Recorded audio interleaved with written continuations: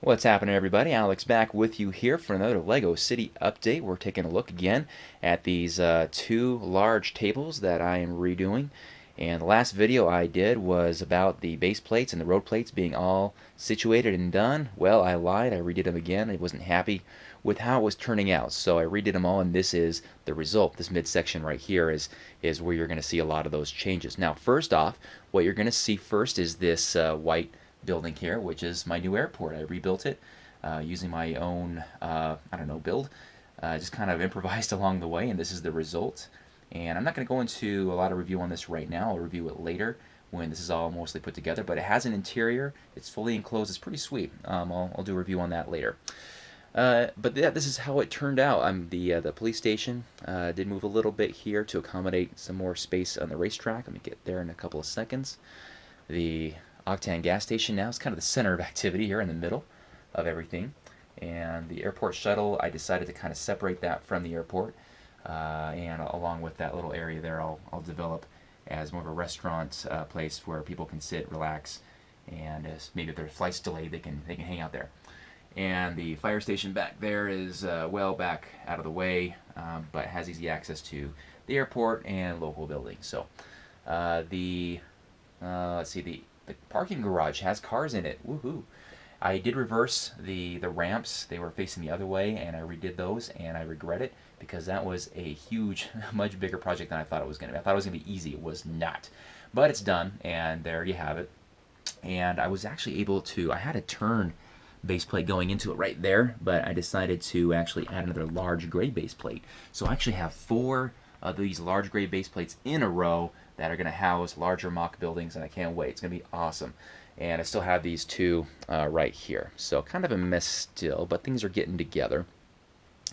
All right, so that leads us over to the race section. Now, before I just had six large gray base plates together. Now I have eight, but it's really long, and I've started the racetrack. I wanted to have a long main straight here, as long as possible anyway, but it's turning into an oval. It's just the 11th commandment, thou shalt not have an oval racetrack. But I'll think of something here to make this work, because I wanted to have garages, car garages, for the pit crews and all that. And but that's taking up a lot of space, so I don't know. You can't have it both ways, I guess. But I'll think of something. I'll work something out. Maybe I'll use some of that real estate over there. The space shuttle, the space program, I'm going to keep in this little section back here. I did remove that old red towered, I don't know what it's called, but it's the old space shuttle from the mid-90s. I'm not going to have that in here anymore. I decided to retire it, and it's going to be in storage for now. No, this is not the resting or final resting spot for the air traffic control tower. Just putting it there for now.